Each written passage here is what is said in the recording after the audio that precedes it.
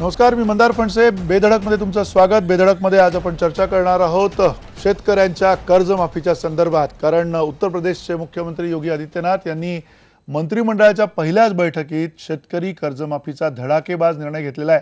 या निर्णयानुसार यूपीतल्या 2.25 कोटी शेतकऱ्यांचं प्रत्येकी 1 लाख रुपयांपर्यंत कर्ज माफ केलं जाणार आणि यूपीतल्या या कर्जमाफीच्या निर्णयामुळे महाराष्ट्रातलं भाजप सरकार कर्जमाफीचा निर्णय नेमका कधी जाहीर करणार असा आता प्रश्न उपस्थित झालाय.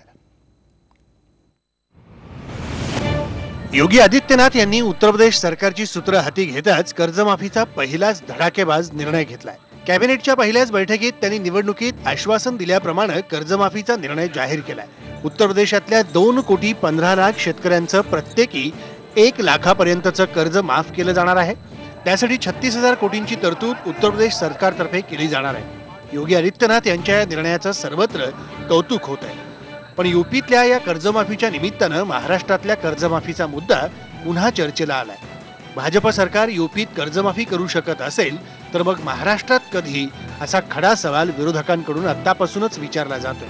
आपलं असणारी आर्थिक परिस्थिती ही जास्त चांगली आहे आणि त्याच्यामुळे जर उत्तर प्रदेश सारखं सरकार तिथल्या शेतकऱ्यांना 36,000 कोटी रुपये कर्जमाफी करू शकतं तर इथल्या सरकारला 30,000 कोटी रुपयाचं कर्जमाफी आता करावीच लागेल. महाराष्ट्रात तसंही सर्व विरोधी पक्षांनी कर्जमाफीच्या मुद्द्यावर पहिल्यांदाच एकत्र येऊन संघर्ष यात्रा काढली. या संपूर्ण संघर्ष यात्रेदरम्यान विरोधकांनी कर्जमाफीचाच मुद्दा लावून धरला. महाराष्ट्रात कर्जमाफीसाठी अंदाजे 30,000 कोटींची आवश्यकता आहे. यूपीतलं योगी सरकार शेतकऱ्यांच्या कर्जमाफीसाठी 36,000 कोटी देत असेल तर मग महाराष्ट्रातलं देवेंद्र सरकार 30,000 कोटी का देऊ शकत नाही, असा प्रश्नही विरोधकांकडून यापुढेही वारंवार उपस्थित केला जाणार यात शंका नाही. Bureau report, IBN Lokmat.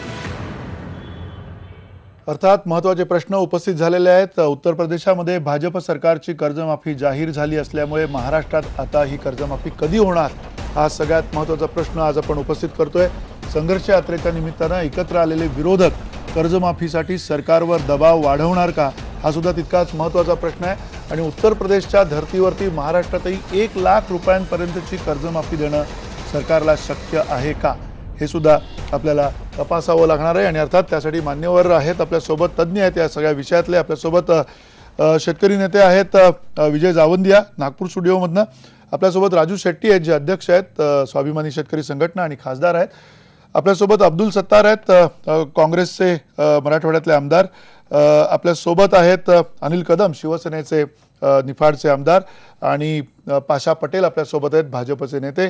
आणि अर्थातच या सगळ्या मान्यवरांशी आता पहिल्यांदा बोलताना पहिल्या 1.5 मिनिटामध्ये प्रत्येकाचं मत या सगळ्या संदर्भामध्ये काय आहे ते आपण जाणून घेणार आहोत. एक बझर राऊंड केला जाईल आणि त्यानंतर मग ही चर्चा खुली केली जाईल. अर्थात या चर्चेमध्ये सगळ्यात महत्त्वाचा मुद्दा हाच आहे की एकीकडे योगी आदित्यनाथ यांनी ज्या पद्धतीनं कर्जमाफी केलेली आहे, किमान 1 लाख रुपयाचं कर्ज ज्या शेतकऱ्यांवरती आहे, जवळजवळ 2.25 कोटी जे कर्जदार आहेत त्यांचं हे कर्ज माफ करण्यात आलेलं आहे. आणि या कर्जाला माफ करण्यासाठी उत्तर प्रदेशनी किसान राहत बॉन्ड नावाच्या एका कार्यपद्धतीचा आता अवलंब केलेला आहे, ज्याच्यामध्ये बॉन्ड उभे करून हे पैसे उभे केले जाणार आहेत असंही त्यामध्ये माहिती मिळते. अर्थात या पार्श्वभूमीवरती पहिली प्रतिक्रिया राजू शेट्टी आपली घ्यायचे. पहिल्या 1.5 मिनिटामध्ये तुम्ही काय सांगू इच्छिता? गेल्या काही वर्षामध्ये सातत्यानं नैसर्गिक आपत्तीला शेतकऱ्याला तोंड द्यावं लागलेलं आहे आणि त्यामुळे मोठ्या प्रमाणामध्ये शेतकऱ्यांचं भांडवली नुकसान झालेलं आहे आणि ते काही पीक विम्याच्या योजनेत माध्यमातून परत मिळालेलं नाही. त्याच्यामध्ये मोठं नुकसान शेतकऱ्याचं झालेलं आहे. खरं तर कदाचित हे ग्लोबल वॉर्मिंगचे साईड इफेक्ट असतील, परंतु त्याला सुद्धा शेतकरी जबाबदार नाही आहे. दुसऱ्या बाजूला शेतकऱ्यांना उत्पादित केलेल्या शेतीमालाला भाव नाही आहे. गेल्या मागच्या 2-3 वर्षाच्या तुलनेमध्ये यावेळी भाव हे खाली गेलेले आहेत. साखर वगळता सगळ्या शेतीमालाचे भाव पडलेले आहेत आणि यामुळं सोयाबीन असेल, तूर असेल, कांदा असेल, या मोजक्या 3-4 पिकाच्या बाबतीत राष्ट्रीय पातळीवर विचार करायचा झाला तर जवळपास 4.5 ते 5 लाख कोटी रुपयांचं दर पडल्यामुळे नुकसान शेतकऱ्यांचं झालेलं आहे आणि त्या तुलनेनं शेतकऱ्यांच्यावर असणारं कर्ज हे अतिशय नगण्य आहे आणि या दोन्ही गोष्टीला स्वतः शेतकरी जबाबदार नाही आणि म्हणून त्याच्या डोक्यावरचं कर्ज संपलं पाहिजे असं माझं स्पष्ट मत आहे. नक्की. अर्थात या मताबरोबर विजय जावंदिया सर, तुम्हाला सुद्धा मुद्दा हाच विचारायचा आहे की मुळात कर्जमाफी आपण गेले काही काळ म्हणतो, या कर्जमाफीच्या मध्ये जसं उत्तर प्रदेश सरकारने 1 लाखापर्यंतचं कर्ज माफ करण्याचा निर्णय घेतला आहे, एकीकडे संघर्ष यात्रा सुरू आहे या संपूर्ण राज्यामध्ये, दुसरीकडे शिवसेनेनं सुद्धा म्हटलेलं आहे की जो सातबार आहे तो कोरा केला जावा आणि या सगळ्या पार्श्वभूमीवर नेमकं कशा स्वरूपामध्ये शेतकऱ्याला दिलासा मिळेल असं तुम्हाला वाटतंय? कशा स्वरूपात कर्जमाफी व्हायला पाहिजे आणि कुठल्या प्रकारच्या शेतकऱ्यांची कर्जमाफी ही प्राधान्यानं झाली पाहिजे असं तुम्हाला वाटतं? मला काय वाटतंय की उत्तर प्रदेशच्या निवडणुकीमध्ये मोदी साहेबांनी असं म्हटलं होतं की आमचं सरकार स्थापन झालं तर आम्ही कर्ज माफ करू आणि असं म्हटलं होतं की पहिल्या मंत्रिमंडळाच्या बैठकीत हा निर्णय होईल. आता कर्ज कोणाचं माफ करणार? तर मनमोहन सिंग सरकारने 1 हेक्टर 2 हेक्टर मध्ये 2 हेक्टर पर्यंतच्या शेतकऱ्यांचं संपूर्ण कर्ज माफ केलं होतं आणि 2 हेक्टरच्या वरच्या शेतकऱ्यांचं 25% केलं होतं आणि नंतर मग सुधारणा करून 20,000 किंवा 25% जे जास्त असेल ते माफ होईल असं म्हटलं होतं. या सगळ्या पार्श्वभूमीवर मी सातत्याने तेव्हाही म्हणत होतो, आताही म्हणत होतो की कुठल्याही शेतकऱ्याच्या जमिनीची मर्यादा न ठेवता आम्ही मनमोहन सिंग सरकारला 50,000चं कर्ज माफ करा असं म्हणत होतं, पण त्यांनी 20,000चं केलं कारण शरद पवारांना चिदंबरम साहेबांना आमची मागणी काय आवडलेली दिसली नाही त्यावेळेला. आता त्या पार्श्वभूमीवर जर विचार केला तर 1 लाख रुपयाचं कर्ज माफ करणं म्हणजे काही खूप जास्त झालं असं नाही, कारण तेव्हा ज्याचं 20,000चं कर्ज माफ झालं तो शेतकरी आज तिप्पट चौपट कर्जात गेलेलाच आहे. फक्त एक चांगला निर्णय ज्याचं मी अभिनंदन करू इच्छितो की जमिनीची मर्यादा ठेवली नाही, हे बरं झालं. आता 1 लाखाचं कर्ज माफ कसं केलं हे अजून स्पष्ट नाही आहे. मी मगाशी असं पाहिलं की 1 लाखाचं कर्ज हे फक्त पीक कर्ज माफ केलेलं आहे, म्हणजे तुम्ही खताकरता, बियाणांकरता, औषधांकरता जे घेतलेलं आहे तेच कर्ज फक्त माफ होईल. तुम्ही इलेक्ट्रिक मोटर करता किंवा ट्रॅक्टर करता किंवा आणखी काही अवजारांकरता कर्ज घेतलं ते कर्ज माफ होणार नाही, हे स्पष्ट झालेलं असं म्हणतात. ठीक आहे, नाही पण एक 1 लाखाचं कर्ज माफ करणं चांगली गोष्ट आहे, पण फक्त उत्तर प्रदेशचं कर्ज माफ करणं हा देशातल्या सगळ्या शेतकऱ्यांची थट्टा आहे हे मला नमूद करायचं. ठीक आहे, आपण नक्की आपण अधिक खुली चर्चा करू त्यावेळेला तुम्ही पुढची मतं मांडू शकाल. अर्थात अब्दुल सत्तार आपल्या सोबत आहेत. अब्दुल सत्तार, प्रतिसाद मिळतोय, शेतकरी विरोधकांच्या बरोबर तिथे येत आहेत, मोठ्या अपेक्षेनं सगळे त्यांचे जे मुद्दे आहेत ते मांडतायत. विविध प्रश्न आहेत शेतकऱ्यांचे. आज तुरीची खरेदी अडलेली आहे एकीकडे, दुसरीकडे पावसाची अनियमितता झाली असल्यामुळे यावेळेला विविध प्रश्न निर्माण झालेले आहेत. खरीपाची सगळी पूर्णपणे वाताहत झालेली आहे आणि आता रब्बीच्या पिकाच्या वेळेला सुद्धा हीच परिस्थिती निर्माण झाली होती. हे सगळं ज्यावेळेला बघितलं, सगळं अख्खं वर्षभराचं जर का चक्र आपण बघितलं तर त्या चक्रामध्ये शेतकरी पिचला गेलेला आहे. अलीकडे आम्ही बघितलं काही शेतकरी गावकरी तिथे होते तुमच्यासोबत, त्यांच्यासोबत त्या महिला ज्या होत्या त्या रडत होत्या. इतकी विदयनीय परिस्थिती जर झालेली असेल राज्यामध्ये तर आता तुम्हाला असं वाटतं का की हे सरकार येणाऱ्या काळामध्ये हे कर्ज जे आहे ते कुठेतरी दिलासा देईल माफ करून? नाही, सरकारला कोणत्याही परिस्थितीमध्ये हे कर्ज माफ करावंच लागेल, कारण की निवडणुकीच्या अगोदर जे काही आम्ही शेतकऱ्यांना दाखवलं 7/12 कोऱ्या करण्याचा, हे त्यांचा जाहीरनामा आहे.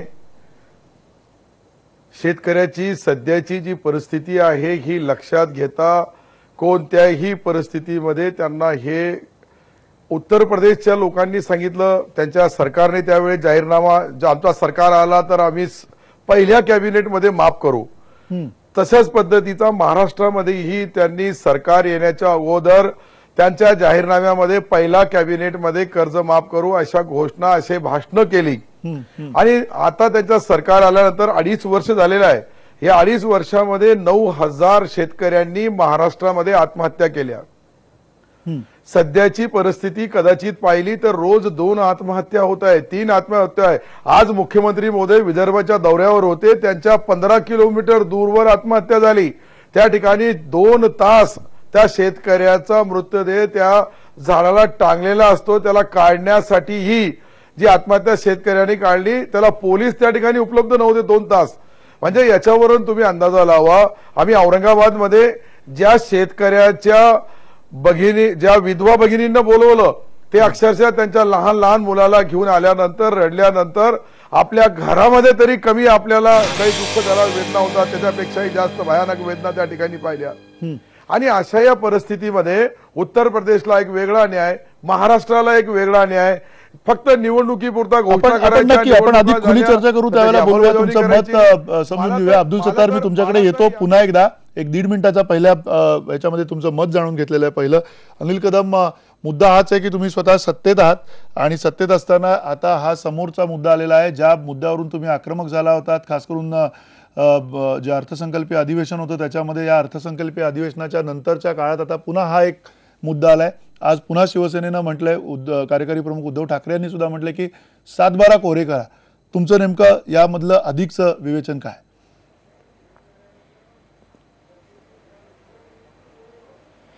असं आहे की आज उत्तर प्रदेशच्या मुख्यमंत्र्यांनी जो काही निर्णय घेतलाय त्या निर्णयाच्या अनुषंगिक आता मला असं वाटतं की महाराष्ट्राच्या मुख्यमंत्र्यांना मुहूर्ताची आवश्यकता नसावी.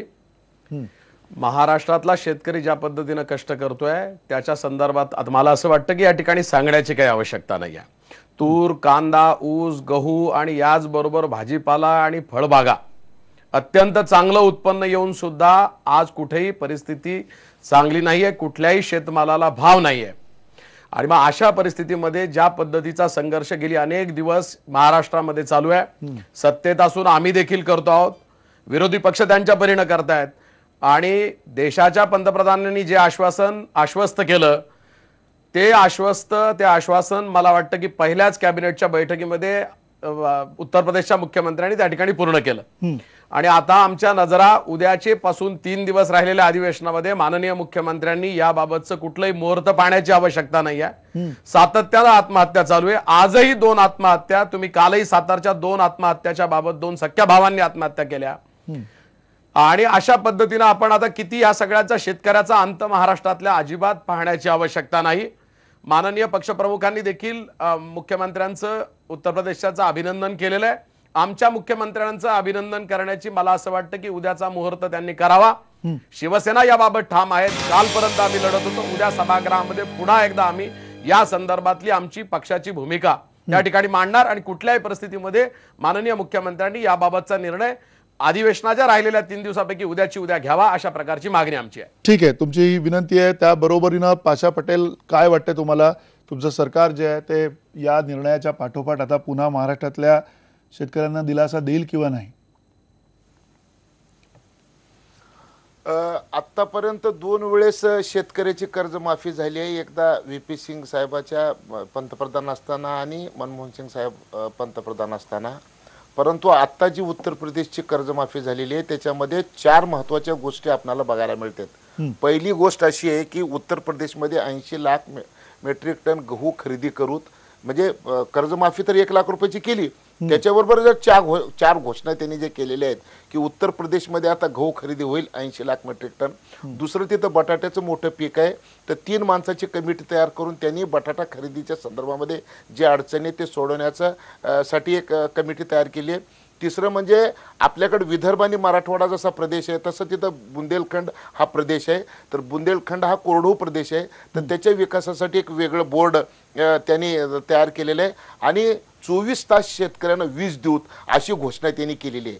म्हणजे सगळ्यात महत्त्वाचं जे आत्ता जे बघायला मिळालं ते एक की फक्त कर्ज माफ करून शेतकऱ्याचं भलं होणार नाही, तर बाकीच्या पाशा पटेल, तुम्ही शेतकरी चळवळीत होतात. पाशा पटेल, तुम्ही शेतकरी चळवळीत होतात. तुमचं उत्तर काय? तुम्ही आज सत्तेत आहात, तुमचं उत्तर काय? कर्जमाफी व्हायला हवी की नको?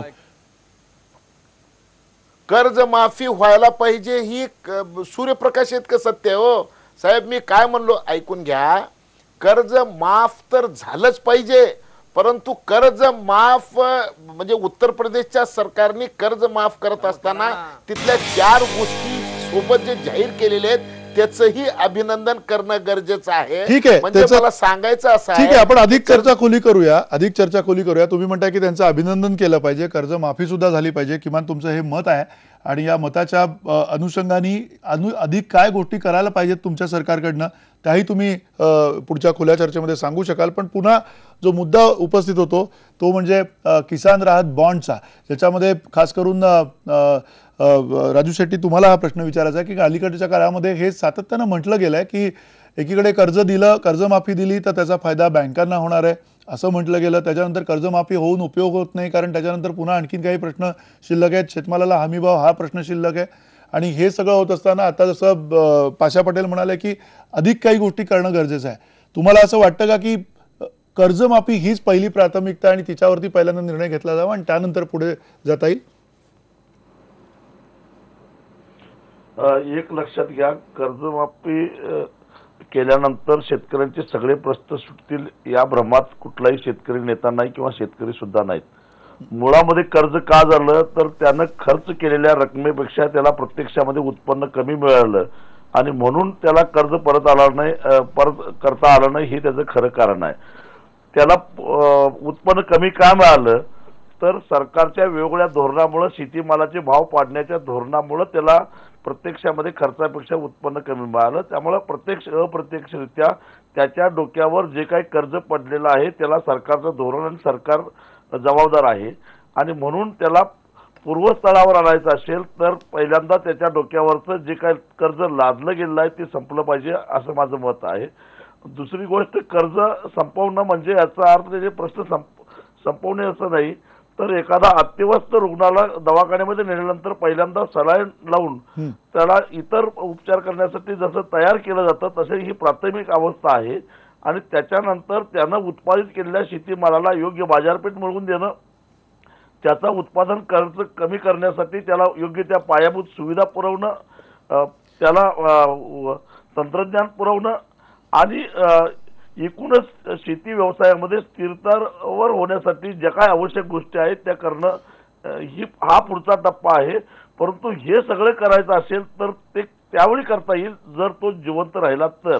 आज शेतकरी मरणासन्न अवस्थेमध्ये आहेत, नक्की त्यामुळं त्याला पहिल्यांदा हा आर्थिक आधार देण्याची गरज आहे आणि तो आर्थिक आधार एकच आहे की त्याच्या डोक्यावरचं कर्ज संपवणं. राजू शेट्टी, तुम्ही स्वतः आता सत्तेमध्ये आहात, तुम्ही सुद्धा शेतकरी संघटना म्हणून सरकारच्या खांद्याला खांदा लावून आज समोर आहात. अशा वेळेला तुम्हाला वाटतं का की तुम्ही ह्या पुढच्या 1-2 दिवसामध्ये सरकारला, खास करून राज्य सरकारला ही जी जे पाऊल आहे ते घेण्यासाठी तुम्ही बाध्य कराल त्यांना किंवा येणाऱ्या काळामध्ये त्या पद्धतीने दबाव आणाल? शेतकऱ्याच्या डोक्यावर असणाऱ्या कर्जाला एकतर राज्य सरकार जबाबदार नाही, त्याला केंद्र सरकार सुद्धा जबाबदार आहे. केंद्र आणि राज्य सरकार या दोघांनी मिळून हे शेतकऱ्यांचं कर्ज संपवलं पाहिजे आणि म्हणून आम्ही आज अचानक काही मागणी करतो अशातला मागणी गेल्या 1 वर्षापासून सातत्यानं आम्ही शेतकरी मेळावे घेऊन कर्जमुक्ती मेळावे घेतलेत किंवा एक मिनिट राजू शेट्टी, एक मिनिट, तुम्ही म्हणता की केंद्र सरकारने याच्यामध्ये भाग घेतला पाहिजे. केंद्र सरकार भाग घेईल किंवा नाही याबद्दल केंद्राने भूमिका स्पष्ट केलेली आहे. अरुण जेटलींकडे ज्यावेळेला सगळे शिवसेनेचे मंडळी गेले होते त्यावेळेला सुद्धा त्यांनी ते स्पष्ट केलं होतं. कुठेतरी केंद्र सरकार याच्यात भाग घेणार नाही हेही आतापर्यंत स्पष्ट झालंय. अशा वेळेला बॉन्ड सारखी एखादी व्यवस्था उभी करून त्याच्यातनं पैसा उभा केला जाऊ शकतो असं वाटत नाहीये का, खास करून तुम्हाला अनिल कदम? कारण सातत्यानं या केंद्र सरकारवरती अवलंबून राहायचा हा जो मुद्दा आहे तो उत्तर प्रदेश सरकारने निर्णय घेऊन टाकलाय.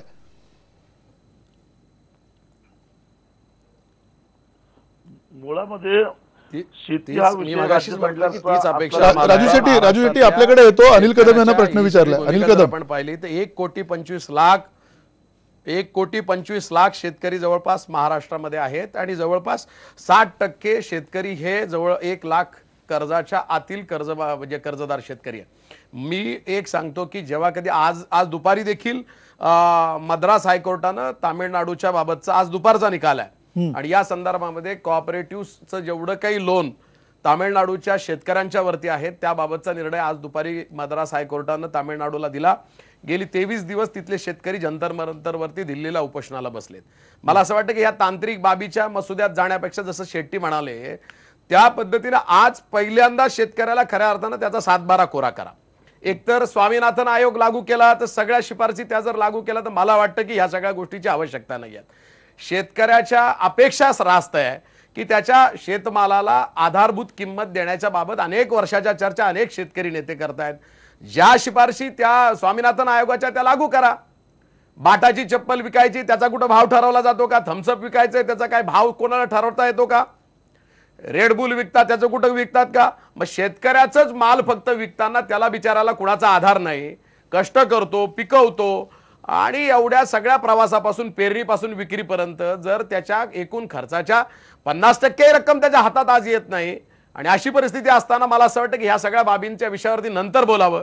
आज उत्तर प्रदेशचा आदर्श घेऊन मला असं वाटतं की याच्यापेक्षा अजून काही कोणी मागणी न करता जर तिथं निवडणुकीच्या पार्श्वभूमीवर घोषणा होती आणि महाराष्ट्रातल्या एवढ्या कष्टकऱ्या शेतकऱ्याला वाट तरी कशाची पाहावी लागते हा मूळ प्रश्न आहे. आणि म्हणून या सगळ्या गोष्टीच्या तपशिलात जाण्यापेक्षा महाराष्ट्र शेतकरी आज सगळ्या नजरा महाराष्ट्राच्या लागून मुख्यमंत्र्यांच्याकडे आणि तो मला असं वाटतं की कुठलाही मुहूर्त न पाहता उद्या तो निर्णय त्यांनी घ्यावा आणि नंतर ह्या सगळ्या बाबी झाल्या की स्वामीनाथन शिफारशीचा जर स्वामीनाथन आयोग जो आहे त्याच्या शिफारशी लागू करा.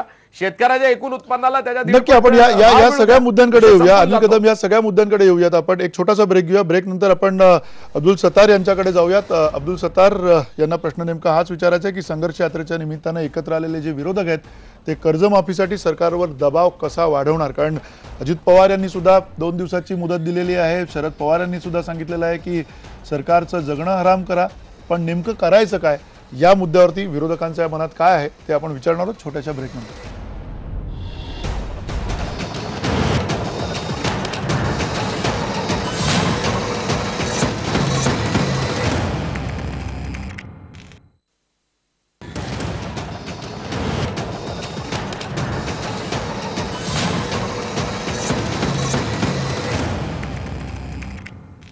पुन्हा एकदा स्वागत. आपण बेधडकमध्ये चर्चा करतोय कर्जमाफीच्या संदर्भामध्ये आणि कर्जमाफी उत्तर प्रदेश सरकारने दिली. आता महाराष्ट्र सरकार काय करणार याकडे सगळ्या शेतकऱ्यांचं लक्ष लागून राहिलेलं आहे आणि या सगळ्या पार्श्वभूमीवरती आपल्यासोबत मान्यवर आहेत या चर्चेमध्ये. अर्थात पहिला प्रश्न पुन्हा चर्चेच्या मध्ये विचारायचा आहे पाशा पटेल आपल्याला.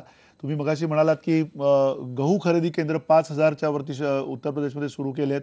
एकीकडे बटाटा उत्पादकांसाठी त्यांनी काही दिलासा देण्याची कामं केलेली आहेत. कमिटी समिती त्याच्यामध्ये नेमण्यात आलेली आहे. त्या व्यतिरिक्त त्यांनी बऱ्यापैकी म्हणजे 10 रुपये प्रति क्विंटल MSPच्या वरती मूल्य देण्यासाठीची सुद्धा योजना केलेली आहे. ह्या सगळ्या ज्या योजना आहेत कृषी आधारित योजना आहे, इतकी प्राधान्याने दिलेली ही सगळी कामं आहेत. तुम्ही म्हणता त्याचं अभिनंदन केलं पाहिजे.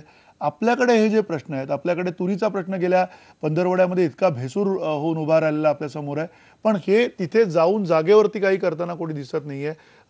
एखाद दुसरे प्रयत्न होताना दिसत आहेत, पण त्यातली जी मूळ अडचण आहे ती सोडवताना कोणी दिसत नाहीये. काय प्रश्न आहेत तुम्हाला असं वाटतं? कशामुळे हे सगळं होत आहे? आपण आता तुरीचा विषय जो केला तर तुरीच्या विषयामध्ये यावर्षी 2 गोष्टी झालेल्या आहेत. एक तर म्हणजे माझ्या भागामध्ये तर पेरणीच्या आधी 2 महिने रोपं तयार केली शेतकऱ्यांनी तुरीचे, का तर 3 वर्षाचा दुष्काळ आणि ऊस हातातून निघून गेलेला, नगदी पीक कुठलं नाही. आणि गेल्या वर्षी केंद्र सरकारने बाजारामध्ये येऊन 9000 रुपये क्विंटलने ज्यावेळेस तूर खरेदी केली नाफेडच्या माध्यमातून आणि त्यावेळेस शेतकऱ्याच्या लक्षात असं आलं की बाजारभावाने केंद्र सरकार जर तूर खरेदी करत असेल तर आपलं 3 वर्षाचे दुष्काळ यावर्षी तुरीमधून निघून जातो. म्हणून तुम्हाला सगळ्यात मजेशीर गोष्ट सांगतो मी की लातूर जिल्ह्यामध्ये गेल्या वर्षी 70,000 हेक्टरमध्ये तुरीचा पेरा होता, यावर्षी 1,11,000 हेक्टरमध्ये झाला. आणि पेरणीच्या आधी 2 महिने रोपं तयार केले. ऊसाला जसं ड्रीप केलं जातं तसं ड्रीप तुरीला केलं गेलं आणि त्याच्यामुळे झालं असं की एकतर दुप्पट एकरेज वाढलं आणि उत्पादन तिप्पट वाढलं. सरकारला पहिलं वाटलं होतं की 10 लाख क्विंटल आपल्याला खरेदी करायची वेळ येईल, ते अंदाज चुकला. ते त्याचं 20 झालं, 25 झालं, 30 झालं आणि आता 31 लाख क्विंटल शेतकऱ्याची तूर सरकारने खरेदी केलेली आहे सध्या हमी भावाने. आता ह्याच्यामध्ये थोडे बहुत गोंधळ आहेत का? बेशक गोंधळ. जिथं खरेदी केंद्र निघालं त्या खरेदी केंद्रावरती काही गोष्टी घडलेल्या आहेत की आता 8-8, 10-10 दिवसापासून शेतकरी रांग लावून बसलेत का? सूर्यप्रकाश शेतकरी रांग लावून बसलेले आहेत. त्याच्यानंतर काही ठिकाणी व्यापाऱ्यांनी आपलं माल घुसवायचा प्रयत्न केला का? बेशक घुसवायचा प्रयत्न केलेला आहे. परंतु आपण एक गोष्ट विचार करू की असं नैसर्गिक संकट यावर्षी आलेलं असताना 31 लाख क्विंटल खरेदी करणं आणि अजून जर 10-20 लाख क्विंटल जरी खरेदी झाली तर सरकार मागे वळून बघणार नाही. जोपर्यंत शेतकऱ्याच्या घरामध्ये तूर आहे तोपर्यंत ही खरेदी होईल असं सरकारने सांगितलेलं आहे. आणि सगळ्यात महत्त्वाचं म्हणजे जे पैसे द्यायला पाहिजे तुरीचे ते पैसे सुद्धा देण्यात आलेले आहेत. प्रश्न असा आहे की हमीभाव योग्य आहे का नाही हा विषय महत्त्वाचा आहे. तसं आता बाकी सगळे मंडळी म्हणणार आहेत की गेल्या वर्षी 10,000 बी गेलं तूर, 11,000 गेलं, 12,000 गेलं आणि यावर्षी मात्र ते हमी भावापर्यंत विकलं का तर यावर्षी उत्पादनच जास्त झालं ते सूर्यप्रकाशित शेत आहे. आता फक्त मग आता चर्चा जर करायची असेल तर हमीभाव किती असावा ह्याच्यावर चर्चा होऊ शकते. परंतु प्राप्त परिस्थितीमध्ये सरकारने ज्या संवेदना दाखवायला पाहिजे होते ते दाखवलेले आहेत. मी विजय जावंद्या साहेबांना आणि राजू शेट्टी साहेबांना समोर ठेवून एक गोष्ट सांगतो की आम्ही जेव्हा शेतकरी संघटनेचं काम करत होतो त्यावेळेस लातूर जिल्ह्यामध्ये काळ्या ज्वारीचा प्रश्न तयार झालेला होता. ज्वारी खरेदी सरकार करत नव्हतं. आम्ही आंदोलन केलं आणि सरकारला काळी ज्वारी खरेदी करायला भाग पाडली आणि त्यावेळेस प्रत्येक ठिकाणी एक शेतकरी संघटनेचं बरोबर ना पाशेभाऊ तुम्ही जे बोलताय काहीच तशी व्यवस्था आता व्हायला पाहिजे होती ती होत का नाहीये. मुद्दा आहे तुम्ही सगळे तज्ञ आहात, तुम्ही सगळे तज्ञ आहात, सरकार बरोबर आहात, ती होत का नाहीये, ती व्यवस्था उभी का राहत नाहीये, ती प्राथमिकता का नाहीये शेतीला आणि शेतकऱ्याला. हा मुद्दा आहे ना. प्राथमिकता नाहीये ती युद्ध पातळी व्हायला पाहिजे. शेताचं वर्षभराचं उत्पन्न त्याचं येतं एका हंगामाचं त्या उत्पन्नासाठीची जी यंत्रणा उभी राहायला पाहिजे युद्ध पातळीवरती ती का प्रशासन उभं करत नाहीये.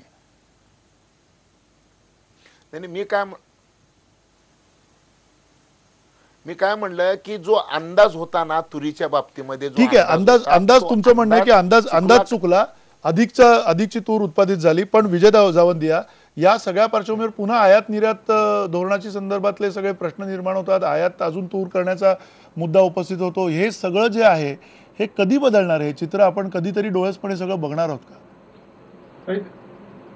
बिलकुल बरोबर आहे तुमचं म्हणणं. पाशा एवढ्या गोष्टी करतोय. मी ऑगस्टमध्ये डॉक्टर स्वामीनाथनच्याच MS स्वामीनाथन फाउंडेशन मध्ये चेन्नईला हा इशारा दिला होता की यंदा तुरीचं उत्पादन वाढणार आहे, भाव पडणार आहेत, त्याच्यामुळे तुरीवर आयात कर लावण्याची गरज आहे ताबडतोब. ज्याप्रमाणे साखरेवर तातडीनं आयात कर लावला जातो. आता राजू शेट्टी म्हणाले ना साखरेचे भाव वाढलेत, मंदी होती तेव्हा आयात कर लावला होता. मग तुरीवर यांनी आत्ता फक्त 10% आयात कर लावलाय आणि एवढ्या उशिरा शेतकऱ्यांची तूर निघून गेल्यावर. प्रश्न काय आहे राजकीय इच्छाशक्ती आहे का. शिवसेनेचे नेते म्हणजे स्वामीनाथन आयोग लागू करा. ठीक आहे स्वामीनाथन आयोग लागू केला, 50% नफा जोडून भाव जाहीर केलेत, पण ते बाजारात मिळणार कसे हो, कोण विकत घेणार आहे. प्रश्न काय आहे इथे कर्जमाफी कर्जमुक्ती. आपण गेल्या महिन्यापासून महाराष्ट्रात चर्चा आहे. 1 लाखाचं कर्ज उत्तर प्रदेशमध्ये माफ झालं, ते होणारच होतं. आता महाराष्ट्रात होणार का हा आजच्या चर्चेचा प्रश्न आहे. आणि ते होणार की नाही हे स्पष्टपणे भाजप शिवसेना सांगत नाही, बाकीच्या गोष्टी सांगताय. मला काय वाटतंय मनमोहन सिंगांच्या कर्जमाफीनंतर एक लक्षात आलं की नुसतं कर्जमाफी करून उत्तर नाही. जे आम्ही म्हणत होतो की आम्हाला कर्ज परत करण्याची ताकद द्या. आता कर्ज परत करण्याची ताकद ही शेतीमालाच्या भावात येणार. तुम्ही बरोबर म्हणालात आयात निर्यातीचं धोरण. मी हरभऱ्याचं उदाहरण देतो ना. पाशा एवढ्या गोष्टी सांगतोय. हरभऱ्याचं सुद्धा उत्पादन वाढलं पण हरभऱ्यात बंदी का आली नाही. हमी भावापेक्षा हरभरा जास्त भावाने का खपतोय. 4,000 रुपये हमी भाव आहे, 5,200ला हरभरा खपतोय. कारण काय आहे. कारण इम्पोर्टेड हरभरा हा 5,000च्या खाली नाही. तूर ही 4,000 रुपयात इम्पोर्ट होते. तुरीवर 50% आयात कर लावा बरं. आता तुरीचे भाव वाढतात आणि यांना खरेदी करावी सुद्धा लागत नाही. पण ती राजकीय इच्छाशक्ती नाही ना. आता गव्हावर 10% आयात कर लावला, मध्ये का काढून टाकला होता. या सगळ्या धोरणामध्ये माझी नरेंद्र मोदी साहेबांना विनंती आहे की संपूर्ण देशातल्या शेतकऱ्यांचं 1 लाखाचं कर्ज माफ करण्याचं श्रेय घ्या. आणि शेतकऱ्यांना शेतीमालाचा हमी भाव वाढवून देता येत नसेल तर सर्व शेतीला अनुदान वाढवून द्या. ज्याप्रमाणे अमेरिकेमध्ये आहे, ज्याप्रमाणे युरोपमध्ये आहे, त्याप्रमाणे तुम्ही जोपर्यंत इन्सेंटिव्ह आता शेतीला देणार नाही तोपर्यंत तरुण पिढी ही शेतीकडे वळणार नाही. डॉक्टराचा मुलगा डॉक्टर होतो, वकिलाचा मुलगा वकील नक्की, होतो, नक्की. मास्तराचा मुलगा मास्टर होतो, शेतकऱ्याचा मुलगा शेतकरी का होत नाही याचं उत्तर मोदी साहेबांना माहित आहे. किसान जमीन बेचकर अपने बेटे को चपराशी बनाना चाहता है. वेतन नक्की नक्की नक्की या मुद्द्यावरती येऊया जावंदिया सर, या मुद्द्यावरती येऊया या मुद्द्यावरती येऊया जावंदिया सर. आपले काही प्रेक्षक आहेत, प्रेक्षकांची काही मतं आहेत, ती त्या निमित्ताने तुम्ही जे बोललात त्याच्या अनुषंगाने आपल्यासमोर मांडतो. संजय बकरे म्हणतात आता शेतकऱ्यांना कर्जमाफी देणार नाही, विधानसभा निवडणुकीच्या तोंडावरती शेतकरी कर्जमाफीची घोषणा केली जाईल. सोमनाथ बुधे म्हणतात राज्यातल्या शेतकऱ्याचा भाजप सरकारवरून विश्वास उडावलाय, आता सरकारचे बोरे दिन सुरू होणार. राहुल कदम म्हणतात ज्या मुद्द्यांवर सत्ता आली त्या मुद्द्यांचाच भाजपला विसर पडलाय. प्रभावती पाटील म्हणतात योगीसारखी सद्बुद्धी महाराष्ट्र सरकारला येऊ दे आणि महाराष्ट्रातल्या शेतकऱ्यांना कर्जमाफी मिळू दे. आणि विजय आसवर म्हणतात 7वा वेतन आयोग 5 वर्ष लागू करू नका, पण शेतकऱ्यांना कर्जमाफी द्या. अर्थात सरकारकडे पैसा नाहीये आणि पैसा नसल्यामुळे कर्जमाफी देण्यासंदर्भातला सुद्धा एक धोरणात्मक निर्णय होत नाहीये. ही जी परिस्थिती आहे, अब्दुल सत्तार तुम्हाला प्रश्न हाच आहे की येत्या 2 दिवसाचं जे काही अधिवेशन शिल्लक आहे या अधिवेशनामध्ये विरोधक म्हणून एकवटतील का आणि या मुद्द्यावरती अधिक पुढे हा मुद्दा घेऊन जातील आणि तुम्हाला यश येईल विरोधकांच्या एकूण संघर्ष यात्रेला, असं तुम्हाला वाटतंय का? काही आशावाद त्याच्यामध्ये शिल्लक आहे असं दिसतंय का? नाही, आशावाद शिल्लकचा प्रश्नच नाही. मला पाशा पटेल साहेबांना एक प्रश्न विचारायचा आहे. ते म्हणतात की सूर्य इतकी सत्य गोष्ट आहे. तुम्ही ह्या तुरीच्या बाबतीत जे निर्णय बोलू लागले, तुमचे मंत्री महोदय गिरीश बापट गेल्या वेळेस ज्यावेळेस शॉर्टेज आला तुरीचा त्यावेळेस बोलले का महाराष्ट्राच्या शेतकऱ्यांनी तुरीचा पीक वाढवावा आणि त्यासाठी शेतकऱ्यांनी इतक्या मोठ्या प्रमाणावर पेरणी केली तुरीची. आता तुरीचं उत्पन्न वाढलं, पण कोणता तरी उत्पन्न वाढल्यानंतर सरकारची जी जबाबदारी आहे, सरकार ती जबाबदारी पार पाडत नाही. दुसरीकडे तुम्ही कर्जमाफीच्या घोषणेच्या बद्दल वेळोवेळी वेगवेगळ्या शब्दामध्ये कुठेतरी बगल देण्याचा प्रश्न माननीय मुख्यमंत्री महोदय सदनामध्ये सभागृहामध्ये करतात. विरोधी पक्ष म्हणून आम्ही गेल्या 15 पासून तर 17 पर्यंत 4 अधिवेशनापासून कडक अशा पद्धतीने आम्ही शेतकऱ्यांची भावना तुमच्या समोर मांडू लागलो, शेतकऱ्यांची परिस्थिती दाखवू लागलो.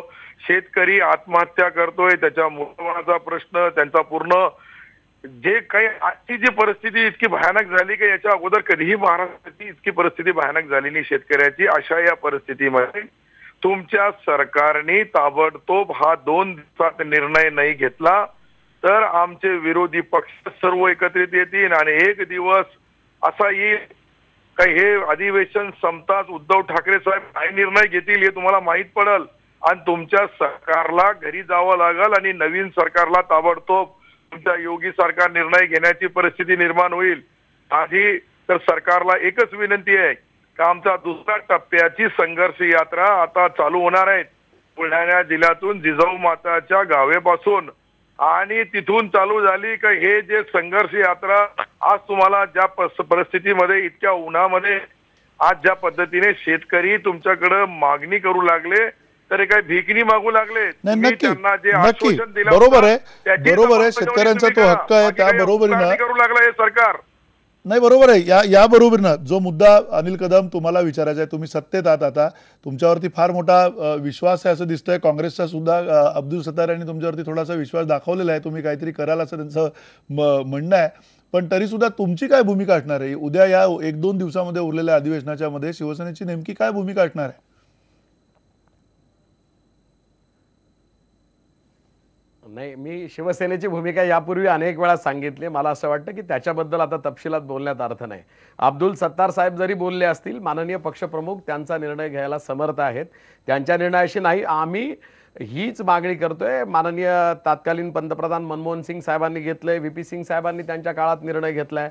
मला असं वाटतं की मोदी साहेबांसारखा एवढा समर्थ पंतप्रधान या देशाला लाभलेला आहे, हे भारताचं भाग्य आहे. आणि मग न मागता उत्तर प्रदेशला जर निवडणुकीच्या पार्श्वभूमीवर देतात तर मला असं माझं म्हणणं आहे की उद्या मुख्यमंत्र्यांचं अभिनंदन करण्याची वेळ मुख्यमंत्र्यांनी आमच्यावर आणावी, अशा प्रकारची मागणी आमची आहे. मला असं वाटतं जी अस्थिरता सरकारमध्ये आहे ती अस्थिरता त्या ठिकाणी निघून जाणार आहे आणि बेधडकपणानं अधिक गतीनं काम करण्याची संधी मला असं वाटतं की मुख्यमंत्री फडणवीस साहेबांना या निमित्तानं मिळणार आहे. त्यामुळे अब्दुल सत्तार साहेब काय बोलले यापेक्षा पक्षप्रमुख आमचे समर्थ आहे आणि आमची मागणी गेली अनेक वर्षांची की शेतकऱ्यांचा सातबारा अनिल कोरा करा. कदम शेतकऱ्यांना मुक्त करा. सरकारकडे आणि एवढ्या मोठ्या पद्धतीनं पैसा द्यायला शिल्लक नाहीये असं ज्यावेळेला म्हटलं गेलं होतं, त्यावेळेला आता हा पैसा उभा करण्याच्या दृष्टिकोनातून तरी एक मानसिकता तयार व्हायला पाहिजे. ती मानसिकता आहे का? शेतकऱ्यांसाठी एकीकडे सरकार जे करतंय ते करतच राहणार, करावंच लागणार आहे, पण दुसरीकडे जो सतत तातडीने जो दिलासा देण्याची जी गरज आहे, त्या तातडीनं दिलासा देण्याच्या बाबतीमध्ये कुठेतरी बॉन्ड्स तयार व्हावेत, कुठेतरी काहीतरी एक नवी व्यवस्था उभी राहावी आणि त्यातनं पैसा उभा केला जावा, असं काही सरकार करेल तुमचं असं तुम्हाला वाटतंय का? नाही, आता मी अनेक वेळा माननीय मुख्यमंत्र्यांनी सांगितलं की इन्स्टिट्यूशनल क्रेडिट सिस्टम मधून शेतकरी कुठेतरी हद्दपार व्हायला लागलाय. त्याला समृद्ध केलं पाहिजे अशा प्रकारची चर्चा आपण सगळीकडे ऐकतोय. आपण काल सत्तेतनं आलो, आज असं आपण म्हणतोय की त्याला समृद्ध केलं पाहिजे. मग जलयुक्त शिवार असेल, इतर गोष्टी असेल, ह्या तर चालतच आलेल्या आहेत. आणि म्हणून मंदारजी, आमचं असं मत आहे की ह्या सगळ्या गोष्टी जरी राज्याच्या अधीन नसल्या, परंतु राज्याचं सर्वाधिक महसुली उत्पन्न मला असं वाटतं केंद्राला जातं. एकट्या मुंबईकडून 23% उत्पन्न मला असं वाटतं जातं. आणि ह्या सगळ्या गोष्टींवरती मला असं केंद्राच्याकडे याबाबत माननीय मुख्यमंत्र्यांनी जावं आणि नरेंद्र मोदी साहेब आणि मुख्यमंत्री साहेब यांचं जे काही प्रेम आहे ते आपण अनेक दिवसापासून पाहतोय. मोठा विश्वास पंतप्रधान साहेबांचा मुख्यमंत्र्यांवरती. आणि म्हणून आता राज्यानं बॉन्ड तयार करावे का, अजून काही करावं का, हा राज्याचा निर्णय. मला असं वाटतं की अस्थिरता घालवायची असेल आणि शेतकऱ्याच्या पाठी समर्थपणानं उभं राहायचं असेल तर ही योग्य वेळ आणि नामी संधी आहे. उत्तर प्रदेशचा आदर्श घ्यावा आणि मुख्यमंत्र्यांचं अभिनंदन करण्याची संधी आम्हाला उद्या प्राप्त व्हावी, एवढंच आमचं याच्यामध्ये. ठीक आहे राजू शेट्टी, आपण कितपत आशावादी आहात? तुम्हाला असं वाटतं की केंद्र सरकार या सगळ्यामध्ये खरंच काही भरघोस असा निधी देऊ शकेल राज्य सरकारला? कारण केंद्र सरकारने तशी स्पष्ट मांडणी केलेली आहे की आम्ही पैसा देऊ इच्छित नाही. अशा वेळेला राज्य सरकार कुठून पैसा आणणार आणि काय पद्धतीनं तो पैसा उभा केला जाईल? किमान उत्तर प्रदेशपेक्षा जी पत आहे ती महाराष्ट्राची पत निश्चित जास्त आहे.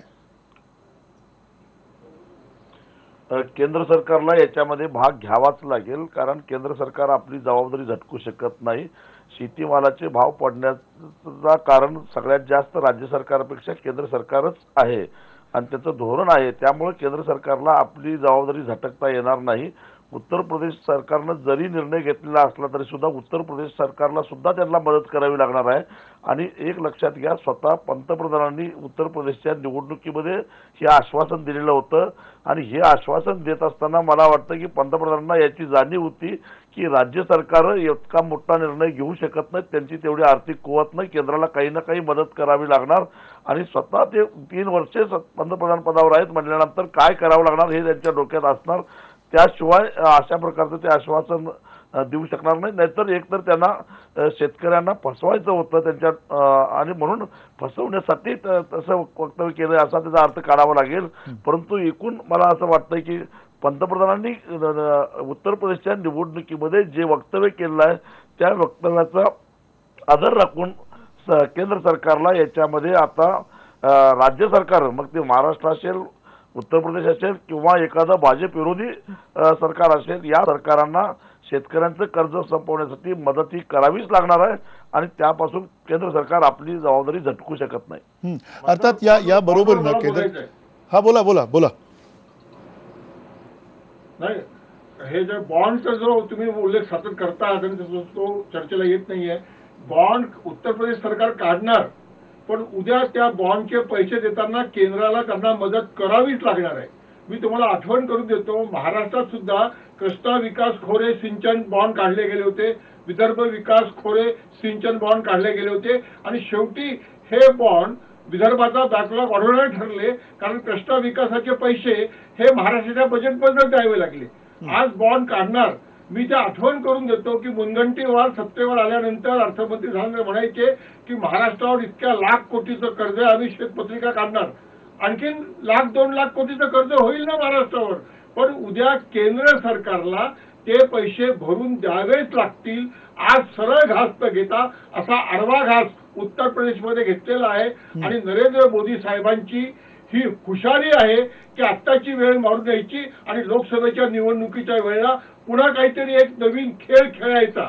मग तो कर्जमाफीचा असेल नाही तर जनधन योजनेमध्ये 10,000 रुपये टाकून द्यायचे आणि निवडणूक जिंकायची. मला हा धोका दिसतोय की फूट पडा आणि राज्य करा या दिशेनं पुन्हा आम्ही जातोय. इंग्रजांचे कायदे बदलले जातात आहेत पण धोरण तेच राबवले जात आहे. नाही, पण या धोरणाबरोबर पुन्हा अब्दुल सत्तार, कुठेतरी जे जिल्हा बँकेचे जवळजवळ थकबाकी आहे 9,500 कोटी, राष्ट्रीयकृत बँकांचे थकबाकी आहे 12,000 कोटी, विविध प्रश्न आहेत, विविध पद्धतीची कर्ज आहेत, शेती कर्ज जी आहेत ती.